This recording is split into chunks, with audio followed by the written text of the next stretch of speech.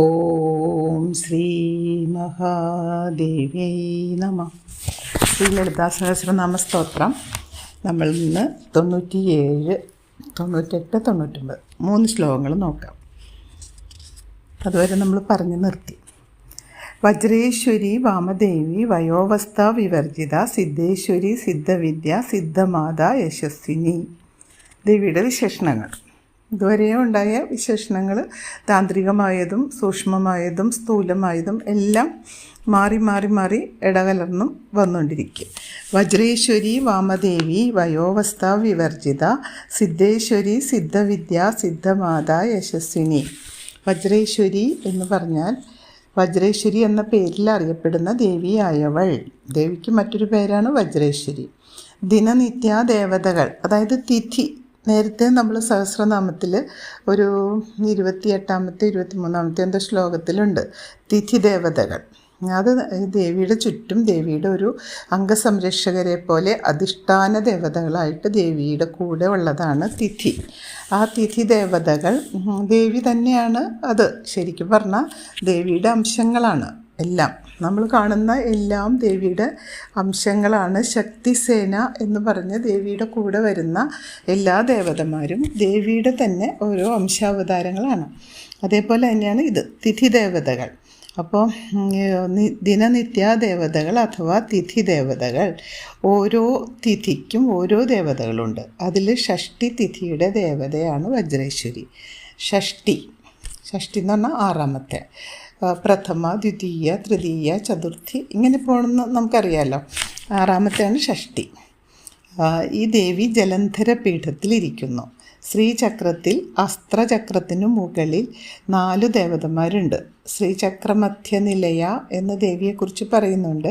അപ്പോൾ അതിൽ അസ്ത്രചക്രത്തിനു മുകളിൽ 4 ദേവതമാരുണ്ട്. കാമേശ്വരി, വജ്രേശ്വരി, ഭഗമാല, ലളിതാംബിക എന്നീ 4 പേരും ദേവിയുടെ സ്വരൂപങ്ങൾ തന്നെയാണ്. ദേവി തന്നെയാണ് അത് 4.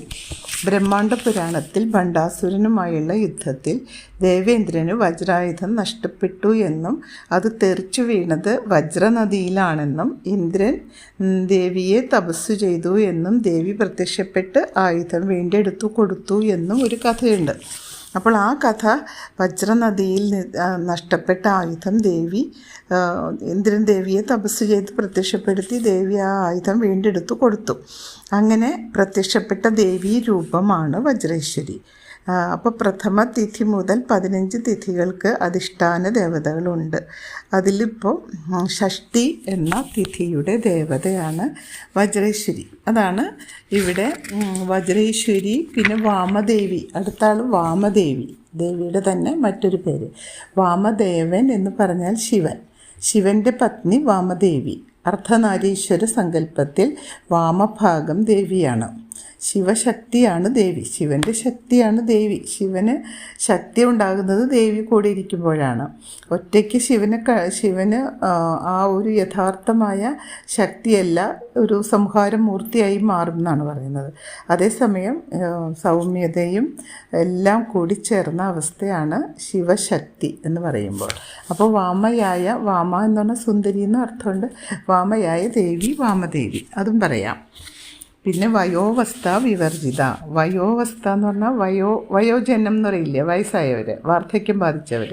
അപ്പോൾ വയോവസ്ഥ വാർദ്ധക്യമായ അവസ്ഥ, വിവർജിത വാർദ്ധക്യം മുതലായ അവസ്ഥകൾ ഇല്ലാത്തവളാണ് ദേവി. അവസ്ഥാഭേദങ്ങൾക്ക് അതീതയാണ്. സാധാരണ ജീവനുകൾക്കുള്ള നമ്മൾ മനുഷ്യർക്കൊക്കെയുള്ള ശൈശവം, ബാല്യം, കൗമാരം, യൗവനം, വാർദ്ധക്യം ഇതൊന്നും ലോകമാതാവും ജനന മരണങ്ങൾക്ക് അതീതയുമായ ദേവിയെ ബാധിക്കുന്നില്ല. അതുകൊണ്ടാണ് ദേവിയെക്കുറിച്ച് വയോവസ്ഥ വിവർജിത എന്ന് പറഞ്ഞാൽ ഇല്ലാത്തത്, ഉപേക്ഷിക്കപ്പെട്ടത്. അപ്പോൾ ആ വാർദ്ധക്യാവസ്ഥയൊന്നും ഇല്ല. അത് മുതലായ അവസ്ഥകൾ എന്ന് പറഞ്ഞാൽ എല്ലാ അവസ്ഥകളും പെടും. ദേവി യൗവനയുക്തയായ അതിസുന്ദരിയായ ദേവിയായിട്ട് പ്രത്യക്ഷപ്പെടുന്നു. ദേവിയുടെ അവതാര ലക്ഷ്യം നിറവേറ്റുന്നു. വീണ്ടും ദേവി അപ്രത്യക്ഷയാകുന്നു, വീണ്ടും പ്രത്യക്ഷപ്പെടുന്നു. ഇങ്ങനെ ഉത്ഭവം, അത് കഴിഞ്ഞ സൃഷ്ടി, സ്ഥിതി, സംഹാരം, ഇത് 3 ദേവിയിൽ കൂടി നടന്നുകൊണ്ടിരിക്കുകയാണ്. പിന്നെ സിദ്ധേശ്വരി, സിദ്ധന്മാരുടെ ഈശ്വരി. ഈശ്വരി എന്ന് പറഞ്ഞാൽ അവരുടെയൊക്കെ നേതാവ് എന്ന് പറയാം ഈശ്വരി, അല്ലെങ്കിൽ രാജ്ഞി. അതാണ് ഈശ്വരി, അവരെ എല്ലാം നിയന്ത്രിക്കുന്ന ശക്തി. അപ്പോൾ സിദ്ധന്മാരുടെ ഈശ്വരി, സിദ്ധ എന്ന് പറഞ്ഞാൽ ശിവൻ എന്നുകൂടി അർത്ഥമുണ്ട്. അപ്പോൾ ശിവപത്നിയാണ്, ശിവൻ്റെ ഈശ്വരി എന്ന് പറഞ്ഞാൽ ശിവപത്നിയാണ്. അഷ്ടൈശ്വര്യ സിദ്ധികൾ നേടിയവരാണ് സിദ്ധന്മാർ. സിദ്ധന്മാരെക്കുറിച്ച് പറയുമ്പോൾ അവർ അഷ്ടൈശ്വര്യ, അണിമ, ഗരിമ തുടങ്ങിയ അഷ്ടൈശ്വര്യ സിദ്ധികൾ നേടിയവരാണ്. ആത്മസാക്ഷാത്കാരം നേടിയവരും സിദ്ധന്മാരാണ്. അപ്പോൾ രണ്ടു വിധത്തിലുമുള്ള സിദ്ധന്മാരുടെ ഈശ്വരി അത്രേ ദേവി. അങ്ങനെ സിദ്ധേശ്വരി എന്ന പേര് ദേവിക്കുണ്ട്. പിന്നെ സിദ്ധവിദ്യ, സിദ്ധമാത, യശസ്വിനി, 3 പേര്. സിദ്ധവിദ്യ, പഞ്ചദശാക്ഷരി മന്ത്രത്തെ സിദ്ധവിദ്യ എന്ന് പറയും. സിദ്ധവിദ്യ എന്ന് പറഞ്ഞാൽ ഒരു മന്ത്രമുണ്ട്, പഞ്ചദശാക്ഷരി മന്ത്രം. ആ മന്ത്രത്തെ സിദ്ധവിദ്യ എന്ന് പറയും. ആ മന്ത്രം ദേവിയുടെ സ്വരൂപമാണ്, ദേവി തന്നെയാണ് ആ മന്ത്രം. ഗുരു ശിഷ്യന് മന്ത്രോപദേശം നൽകും മുമ്പ് സിദ്ധാരി ചക്ര ശോധന എന്നൊരു ചടങ്ങ് നടത്താറുണ്ട്. ഗുരുകുലത്തിൽ ഗുരു ശിഷ്യന്മാർക്ക് ഇത് മന്ത്രങ്ങൾ ഉപദേശിച്ചു കൊടുക്കുമ്പോൾ ആ മന്ത്രം വാങ്ങിക്കാൻ പര്യാപ്തനാണോ ശിഷ്യൻ എന്നറിയാനാണ് ഈ പരിശോധന. സിദ്ധാരി ചക്ര ശോധനം എന്നാണ് ഇതിന് പേര് പറയുന്നത്. അപ്പോൾ മന്ത്രോപദേശം സ്വീകരിക്കാൻ ശിഷ്യന് അർഹതയുണ്ടോ എന്ന പരിശോധന. എന്നാൽ പഞ്ചാക്ഷരി മന്ത്രത്തിനും പഞ്ചദശാക്ഷരി മന്ത്രത്തിന് ഈ പരീക്ഷ ആവശ്യമില്ല. എന്താ കാരണം? മന്ത്രം സിദ്ധ്യവിദ്യ ആകയാൽ മന്ത്രം ജപിക്കുന്നവൻ്റെ സകല ദോഷങ്ങളെയും ഇല്ലാതാക്കും. അത് സിദ്ധിയിലേക്ക് നയിക്കുകയും ചെയ്യും. അപ്പോൾ ദേവിയാണ് അതിൻ്റെ സ്വരൂപം. അതുകൊണ്ടാണ് അതിന് പ്രത്യേകിച്ചൊരു പരീക്ഷണം ആവശ്യമില്ല. ആ വിദ്യ, മന്ത്രം സിദ്ധവിദ്യ ആയാൽ മന്ത്രം ജപിക്കുന്നവൻ്റെ സർവ്വദോഷങ്ങളെയും ഇല്ലാതാക്കാൻ ദേവിക്ക് കഴിയും. പഞ്ചദശാക്ഷരി മന്ത്രം ദേവിയുടെ സ്വരൂപമായതുകൊണ്ട് ദേവിക്കത് കഴിയും. അത് സിദ്ധിയിലേക്ക് ഈ ഉപാസകനെ നയിക്കുകയും ചെയ്യും. പിന്നെ സിദ്ധമാത, ദേവിയെ സിദ്ധമാത എന്ന് വിളിക്കുന്നത് സിദ്ധന്മാരുടെ അമ്മയാണ്. ദേവി പ്രപഞ്ചത്തിൻ്റെ തന്നെ മാതാവാണെന്ന് നേരത്തെ പറഞ്ഞു. സിദ്ധന്മാർക്ക് അമ്മയായവൾ, സിദ്ധന്മാരുടെ സിദ്ധികൾ ദേവിയിൽ നിന്നുണ്ടായതാണ്. അപ്പോൾ ആ ഉണ്ടായത് ദേവിയുടെ തന്നെ സന്താനങ്ങളാണ്. അതുകൊണ്ട് ദേവി സിദ്ധന്മാരുടെ മാതാവാകുന്നു. സകല ആചാരങ്ങൾക്കും മാതാവാണ് എന്നതിനു ഉപരി വിശേഷിച്ച് ലൗകിക ബന്ധങ്ങൾ ഉപേക്ഷിച്ചവരാകയാൽ അവരുടെ മാതൃത്വവും രക്ഷാകർതൃത്വവും ദേവിയിൽ തന്നെ. അപ്പോൾ സകല ആചാരങ്ങൾക്കും മാതാവാണ് ദേവി, നേരത്തെ പറഞ്ഞിട്ടുണ്ട്. അതിനേക്കാൾ ഉപരിയായിട്ട് വിശേഷിച്ചും ലൗകിക ബന്ധങ്ങൾ ഉപേക്ഷിച്ച സിദ്ധന്മാർ അങ്ങനെയുള്ളവരാണ്. ഉപേക്ഷിച്ചവരാകയാൽ അവരുടെ മാതൃത്വവും രക്ഷാകർതൃത്വവും ദേവിയിൽ തന്നെ ഉൾക്കൊള്ളുന്നു. പിന്നെ യശസ്വിനി, അതുല്യമായ കീർത്തിയോട് കൂടിയവളാണ് യശസ്വിനി എന്ന് പറയുന്നത്. യശസ് കീർത്തിയാണ്. യശസ്വിനി എന്ന് പറയുന്നത് അതുല്യമായ കീർത്തിയോട് കൂടിയവൾ, ദിക്കുകളാകെ വ്യാപിക്കുന്ന മഹാപ്രകാശം അത്രേ ദേവിയുടെ യശസ്. പൂർണ്ണതയിലെത്തുന്ന യശസ് ഷഡ്ഗുണങ്ങളിലാണ്. അതാണ് ഭഗവതി എന്ന നാമം. ഈ പൂർണ്ണതയിലേക്ക് എത്തുന്ന യശസ് ദേവിയുടെ ഷഡ്ഗുണങ്ങളിൽ ഒന്നാണ്. ആ യശസ്വിനി എന്ന വാക്ക് അതുകൊണ്ട് വന്നതാണ്. അതുകൊണ്ട് ദേവിക്ക് ഭഗവതി എന്നും നാമമുണ്ട്. അടുത്ത 98-ാമത്തെ ശ്ലോകം. വിശുദ്ധി ചക്രനിലയ രക്തവർണ ത്രിലോചന ഖട്വാങ്കാതി പ്രഹരണ വദനൈക സമന്വിത. വിശുദ്ധി ചക്രനിലയ, വിശുദ്ധി ചക്രത്തിൽ സ്ഥിതി ചെയ്യുന്നവൾ. വിശുദ്ധി ചക്രനിലയ പ്ലസ് രക്തവർണ്ണ എന്ന് കൂട്ടി വായിക്കുമ്പോൾ വിശുദ്ധി ചക്രനിലയ ആരക്തവർണ്ണ, ആരക്തവർണ്ണ എന്നാണ്. വെറും രക്തവർണ്ണമല്ല, ആരക്തവർണ്ണം. അതായത് കഠിനമായ രക്തമത്തിൻ്റെ നിറമല്ല, മറിച്ച് ഒരു ഇളം ചുവപ്പ്. വിശുദ്ധി ചക്രത്തിൽ സ്ഥിതി ചെയ്യുന്നവൾ. ആധാരചക്രങ്ങളിൽ ഷഡാധാരങ്ങളുണ്ട്, 6 ആധാരങ്ങളുണ്ട്. നേരത്തെ നമ്മൾ പഠിച്ചതാണ്. ആധാരചക്രങ്ങളിൽ ഓരോന്നിലും സ്ഥിതി ചെയ്യുന്നതായി ദേവിയെ സങ്കല്പിച്ചാൽ ദേവി ഓരോന്നിലുണ്ടെന്ന് കണക്കൂട്ടു. കണ്ഠരൂപമാണ് വിശുദ്ധി ചക്രം. അപ്പോൾ ഓരോ ചക്രത്തിൽ ദേവിയുടെ ഓരോ ഭാഗങ്ങൾ നമുക്ക് കാണാൻ കഴിയും. അപ്പോൾ കണ്ഠരൂപമാണ് വിശുദ്ധി ചക്രം സ്ഥിതി ചെയ്യുന്നത്. യോഗിനി രൂപത്തിൽ ഓരോ സ്ഥാനത്തും ഓരോ നാമത്തോടും പ്രത്യേകതകളോടും കൂടി സ്ഥിതി ചെയ്യുന്നതായി കുണ്ടലിനി യോഗശാസ്ത്രം പ്രതിപാദിക്കുന്നു. നമ്മൾ കുണ്ടലിനി ശക്തിയെ പറ്റി പറഞ്ഞു. കുണ്ടലിനി ശക്തി അതിനെ ഉണർത്താൻ വേണ്ടി ഈ സുഷുമ്ന നട്ടെല്ലിൻ്റെ ഒരു ഭാഗത്തു കൂടി ഇങ്ങനെ പോയി ഏറ്റവും മുകളിലെത്തി കുണ്ടലിനി അത് സർപ്പാകൃതിയിൽ ചുരുണ്ടുകൂടി അത് നിദ്രാവസ്ഥയിലുള്ള കുണ്ടലിനി ശക്തിയെ ഉണർത്തി ശക്തിയെ പ്രാപിച്ച് നമ്മുടെ ആ ഒരു പ്രവർത്തനത്തെക്കുറിച്ച് നമ്മൾ നേരത്തെ സഹസ്രനാമത്തിൽ വളരെ വിശദീകരിച്ച് പറയുന്നുണ്ട്. മൂലാധാരൈക നിലയ എന്നൊക്കെ തുടങ്ങുന്ന ശ്ലോകത്തിലുണ്ട്. അപ്പോൾ കുണ്ടലിനി യോഗശാസ്ത്രം പറയുന്നത് ഓരോ സ്ഥാനത്തും ഓരോ നാമത്തോടും പ്രത്യേകതകളോടും കൂടി ദേവി സ്ഥിതി ചെയ്യുന്നു. ആ സഹസ്രാര ചക്രങ്ങളിൽ ഓരോ ഭാഗത്തും യോഗിനി രൂപത്തിൽ ഓരോ സ്ഥാനത്തും ഓരോ നാമത്തോടെ ദേവി കുടികൊള്ളുന്നു. അപ്പോൾ ഇവിടെ കുണ്ടലിനി യോഗശാസ്ത്രം അത് പറയുമ്പോൾ ഡാകിനി എന്നാണ് ഇവിടെ ദേവിയുടെ നാമം. ഡാകിനി നേരത്തെ പറഞ്ഞല്ലോ, വിശുദ്ധി ചക്ര നിലയ രക്തവർണ്ണ ത്രിലോചന, അവിടെ ഡാകിനി എന്ന പേര് ദേവിക്ക് വന്നിട്ടുണ്ട്. അപ്പോൾ ഡാകിനി എന്ന പേര് എങ്ങനെയാണ് വരുന്നതെന്ന് അടുത്തതിൽ പറയുന്നുണ്ട്. ദേവിയുടെ നാമം 16 ദളങ്ങളുള്ള ഒരു താമരയുടെ അല്ലികളുടെ മധ്യത്തിലാണ് വിശുദ്ധി ചക്രം സ്ഥിതി ചെയ്യുന്നത്. അവിടെ സ്ഥിതി ചെയ്യുന്ന ദേവി ആരക്തവർണ്ണ ഇളം ചുവപ്പ് നിറത്തോട് കൂടിയവളാണ്. പാടലി കുസുമപ്രഭ എന്നതിനു മുൻപ് പറഞ്ഞിട്ടുണ്ട്. അതായത് ഇളം ചുവപ്പ് രാശിയോട് കൂടിയ മനോഹരമായൊരു വർണ്ണം. ആ വർണ്ണത്തിലാണ് ദേവി സ്ഥിതി ചെയ്യുന്നത്. ത്രിലോചന 3 കണ്ണുകളുണ്ട്. ആ 3 കണ്ണ് എന്തൊക്കെയാണ്? സൂര്യൻ, ചന്ദ്രൻ, അഗ്നി, ഇത് 3ഉമാണ് ദേവിയുടെ കണ്ണുകൾ എന്നിവയാണ് 3 കണ്ണുകൾ. ഭൂതം, ഭാവി, ഇതിനെ നമുക്ക് മറ്റൊരു രൂപത്തിൽ സൂക്ഷ്മ രൂപത്തിൽ കണ്ടാൽ ഭൂതം, ഭാവി, വർത്തമാനം എന്ന ത്രികാലത്തെ കാണാൻ ദേവിക്ക് സാധിക്കും. അതാണ് അവിടെ സൂചിപ്പിക്കുന്നത്. പിന്നെ ഖഡ്വാങ്കാദി പ്രഹരണ വദനൈക സമന്വിത.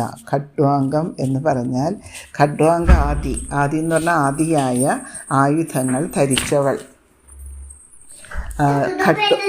ഖഡ്വാംഗം ഒരറ്റത്ത് തലയോട്ടി ഘടിപ്പിച്ച ഗദയാണ് ഖഡ്വാംഗം എന്ന് പറയുന്ന ആയുധം. ആ ആയുധം പ്രഹരണം എന്ന് പറഞ്ഞ ആയുധമാണ്. ചതുർബാഹുവായ ദേവി കൈകളിൽ ഖഡ്വാംഗം, ഖഡ്ഗം എന്ന് പറഞ്ഞ വാള്, ശൂലം, പിന്നെ ദണ്ഡം, വടി എന്നീ ആയുധങ്ങൾ ധരിച്ചിരിക്കുന്നു. അപ്പോൾ ആ വദനൈക സമന്വിത ഏകവദനത്തോടു കൂടിയവളാണ്. ഈ ആയുധങ്ങളെല്ലാം 4 കൈകളിൽ ധരിച്ചുകൊണ്ട് ഏകമുഖത്തോടു കൂടിയ ദേവിയെക്കുറിച്ച് ഒറ്റ മുഖം എന്നതുകൊണ്ട് മറ്റ് ആധാര ചക്രങ്ങളിൽ ഒന്നിലധികം മുഖങ്ങൾ ഉണ്ടെന്നും ഏകമുഖം സമഗ്രമായ ദർശനമാണെന്ന് സൂചിപ്പിക്കുന്നു. അപ്പോൾ ദേവിയുടെ ആ സമഗ്രമായ ദർശനമാണ് ഏകമുഖം എന്ന വാക്കുകൊണ്ട് ഉദ്ദേശിക്കുന്നത്. ഇതെല്ലാം സൂക്ഷ്മമായ അർത്ഥതലങ്ങളാണ് ഈ പറയുന്നതെല്ലാം. അപ്പോൾ ഏകവദനം, വദനൈക എന്ന് പറഞ്ഞാൽ ഏകവദനം, സമന്വിത, കൂടിയവൾ, ഏകവദനത്തോട് കൂടിയവൾ. അപ്പോൾ ആ ഒറ്റ മുഖം, പല മുഖങ്ങൾ ഓരോ ചക്രങ്ങളിലും ദേവിയുടെ പല മുഖങ്ങളാണ് കാണുന്നത്. അപ്പോൾ ആ പല മുഖങ്ങളെ ഇവിടെ സമഗ്രമായൊരു ദർശനമാണ് സൂചിപ്പിക്കുന്നത്. അതെല്ലാം കൂടിച്ചേർന്ന് ഏകം മുഖമാകുമ്പോൾ ആ സമഗ്രമായ ദർശനം അതാണ് നമ്മൾ കാണുന്നത്. പിന്നെ 99ാമത്തെ ശ്ലോകം. പായസാന്ന പ്രിയ ത്വക്സ്ഥ പശുലോക ഭയങ്കരി അമൃതാദി മഹാശക്തി സമൃദ്ധ ഡാകിനീശ്വരി. പായസം പ്രിയമായിരിക്കുന്നവൾ എന്നാണ് പായസാന്ന പ്രിയ എന്ന വാക്കുകൊണ്ട് ഉദ്ദേശിക്കുന്നത്. ദേവിക്ക് മധുരമുള്ള ആ സൗമ്യമായ ഒരു പ്രസാദമാണ് പായസം എന്ന് പറയുന്നത്. അത് ദേവിക്ക് വളരെ ഇഷ്ടപ്പെട്ടതാണ്. ദേവിക്ക് എപ്പോഴും വഴിപാട് ചെയ്യുമ്പോൾ കടും പായസം എന്നുള്ള ഒരു വിശേഷമായ പ്രസാദമാണ് ദേവിക്ക് എപ്പോഴും ഇഷ്ടപ്പെട്ടതായിട്ട് ഭക്തന്മാർ വഴിപാട് ചെയ്യുന്നത്. പായസാന്ന പ്രിയ ത്വക്സ്ഥ എന്ന് പറഞ്ഞാൽ ത്വക്കെന്ന് പറഞ്ഞാൽ തൊലി. ത്വക്സ്ഥ എന്ന് പറഞ്ഞാലോ ഈ സ്പർശന അവയവമായ ത്വക്ക് ധാതുവിൽ നിന്ന് അല്ലെങ്കിൽ ആ ധാതുവിൽ സ്ഥിതി ചെയ്യുന്നവളാണ് ദേവി. ഈ സ്പർശനമാണ് ത്വക്കിൻ്റെ ജോലി, സ്പർശനം തിരിച്ചറിയുന്നത്. അപ്പോൾ ആ ധാതുവിൽ സ്ഥിതി ചെയ്യുന്നവളാണ് ദേവി. ദേവിയുടെ ഹൃദയത്തിലേക്ക് നമ്മുടെ ആ ഭക്തി സ്പർശിക്കുന്നുണ്ട്. അപ്പം ത്വക്സ്ഥ എന്നാണ്. പായസാന്ന പ്രിയ ത്വക്സ്ഥ പശുലോക ഭയങ്കരി. പശുലോക ഭയങ്കരി എന്ന് പറഞ്ഞാൽ പശുലോകത്തിൽ ഭയത്തെ ഉണ്ടാക്കുന്നവൾ. പശു എന്ന വാക്കുകൊണ്ട് ഇവിടെ ഉദ്ദേശിക്കുന്നത് അജ്ഞാനികളായ സമൂഹത്തെയാണ്. അജ്ഞാനം മാത്രമുള്ള എന്ന് വെച്ചാൽ ജീവിക്കുന്നു, ജനിക്കുന്നു, ജീവിക്കുന്നു, മരിക്കുന്നു. അല്ലാതെ ജ്ഞാനം സമ്പാദിക്കുന്നില്ല, വിദ്യ സമ്പാദിക്കുന്നില്ല. വിദ്യാവിഹീനരും അജ്ഞാനികളുമായ ശരീരധർമ്മം മാത്രം ചെയ്യുന്ന, അനുസരിച്ച് മാത്രം ജീവിക്കുന്നവരെയാണ് പശുലോകം എന്ന് പറയുന്നത്. അങ്ങനെ ജീവിക്കുന്ന ഒരു വലിയ സമൂഹമുണ്ട്. അപ്പോൾ അദ്വൈത വിദ്യാവിഹീന പശുവസ്ത ഏവ ലോക തേഷാം ഭയങ്കരി എന്ന് സൗഭാഗ്യ ഭാസ്കരത്തിൽ ഭാസ്കരരായർ പറഞ്ഞിട്ടുണ്ട്. പരാശക്തിയും ഞാനും പ്രപഞ്ചവും ഒന്നാണെന്ന ബോധമാണ് അദ്വൈതം എന്ന് പറയുന്നത്. ഈ പ്രപഞ്ചവും ഞാനും പരാശക്തിയും ഒന്നാണ്. ആ ബോധമുണ്ടാകുമ്പോൾ അത് അദ്വൈതമായി. ആ വിദ്യ നേടാത്തവന് എല്ലാ അനുഭവങ്ങളും ഭയത്തെ ഉണ്ടാക്കും. ആ വിദ്യ നേടിയവന് ഒന്നിനെയും ഭയം ഉണ്ടാവില്ല, ധൈര്യമായിരിക്കും, ആത്മവിശ്വാസം ഉണ്ടാവും. അതേസമയം ആ വിദ്യ നേടാത്തവന് അവരെ പശുക്കളെപ്പോലെ ജീവിക്കുന്നു എന്നാണ് ആ ഉദ്ദേശിക്കുന്നത്. എല്ലാ അനുഭവങ്ങളും അവർക്ക് ഭയമുണ്ടാക്കുന്നു. ദേവിക്ക് ഓരോ സന്ദർഭങ്ങളിൽ സൗമ്യവും രൗദ്രവും ഭയാനകവുമായ രൂപഭാവങ്ങൾ ഉണ്ടാകും. ആ ഭയാനകമായ രൂപഭാവങ്ങൾ അജ്ഞാനികളെ മാത്രമേ ഭയപ്പെടുത്തുകയുള്ളൂ, ജ്ഞാനികളെ ഒരിക്കലും ഭയപ്പെടുത്തുകയില്ല. പിന്നെയോ അമൃതാദി മഹാശക്തി സംവൃത, അമൃത പ്ലസ് ആദി പ്ലസ് മഹാശക്തി സംവൃത. അതായത് അമൃത ആദി മഹാശക്തി സംവൃത. വിശുദ്ധി ചക്രത്തിൽ പറഞ്ഞ ദേവി 16 ദളങ്ങളാൽ ചുറ്റപ്പെട്ടിരിക്കുന്നു എന്ന് പറഞ്ഞ ആ 16 ശക്തി ദേവതകളാണ്. അവയുടെ മധ്യത്തിൽ ദേവി കർണികയിൽ സ്ഥിതി ചെയ്യുന്നു. അപ്പോൾ അമൃതാകർഷണി, ഇന്ദ്രാണി, ഈശാനി, ഉമ, ഊർധകേശി എന്ന് 5 ദേവതകളാണ് പ്രധാനമായിട്ട് അവിടെ ഉള്ളത്. ഓരോ ദേവതകളും ഓരോ ധർമ്മത്തെ ആകർഷിച്ച് നിർത്തുന്നു എന്നാണ് സങ്കല്പം. അപ്പോൾ ദേവി അതിൻ്റെ എല്ലാം മധ്യത്തിൽ കർണികയിൽ സ്ഥിതി ചെയ്യുന്നു. അമൃതാദി മഹാശക്തി സംവൃത എന്ന് പറഞ്ഞാൽ മൂടപ്പെട്ടിരിക്കുന്നു. പിന്നെ ഡാകിനീശ്വരി എന്ന് പറഞ്ഞാൽ ഡാകിനി എന്ന ഈശ്വരി ആയിരിക്കുന്നവർ. ദേവിയുടെ ഒരു പേര് പറയുകയാണ് ഡാകിനി. ആ ഡാകിനി ഈശ്വരിയാണെന്ന് പറയുമ്പോഴോ ഈ നാമം ദേവി പരിചാരികയായ ഒരു പൈശാചവർഗത്തിൽപ്പെട്ട ദേവതയുടെ പേരാണ് ഈ ഡാകിനി എന്ന് പറയുന്നത്. എന്നാൽ ഈശ്വരിയായ ദേവതയാണ് ഇവിടെ ഡാകിനിയെ ഈശ്വരി എന്നും വിളിക്കുന്നു, ഈശ്വരിയായിട്ട് കാണുന്നു. എല്ലാ ഭാവങ്ങൾക്കും ശക്തി പകരുന്നത് ദേവിയാണ്. അപ്പോൾ പൈശാചിക ശക്തിയായാലും ദൈവിക ശക്തിയായാലും അതിനെയെല്ലാം പവിത്രമാക്കാനുള്ള കരുത്ത് പകരുന്നത് ദേവിയാണ്. അത് അനുഭവിക്കുന്നവരുടെ വാസനയ്ക്കനുസരിച്ചും ഗുണഘടനയ്ക്കനുസരിച്ചും വൈരുദ്ധ്യമുള്ള ഭാവങ്ങളിൽ കാണപ്പെടുന്നു എന്നേ ഉള്ളൂ. ഓരോരുത്തരുടെയും ഗുണഘടനയ്ക്കനുസരിച്ചും അവരുടെ വാസനയ്ക്കനുസരിച്ചും വൈരുദ്ധ്യമുള്ള ഭാവങ്ങൾ വരും. അതാണ് അവിടെ സംഭവിക്കുന്നത്. ഇവിടെ ഡാകിനി ഈശ്വരി എന്നാണ് വിളിക്കുന്നത്. അത് ദേവിയുടെ ചൈതന്യം അവിടേക്ക് പ്രവഹിക്കുമ്പോഴാണ് ഡാകിനി പൈശാചവർഗത്തിൽപ്പെട്ടിട്ട് പോലും ദേവതയുടെ പേരിൽ ഈശ്വരി എന്ന വാക്ക് ഉപയോഗിക്കപ്പെടുന്നു. അതാണ് ഇവിടെ കാണുന്നത്. ഓം ശ്രീ മഹാദേവി നമഃ.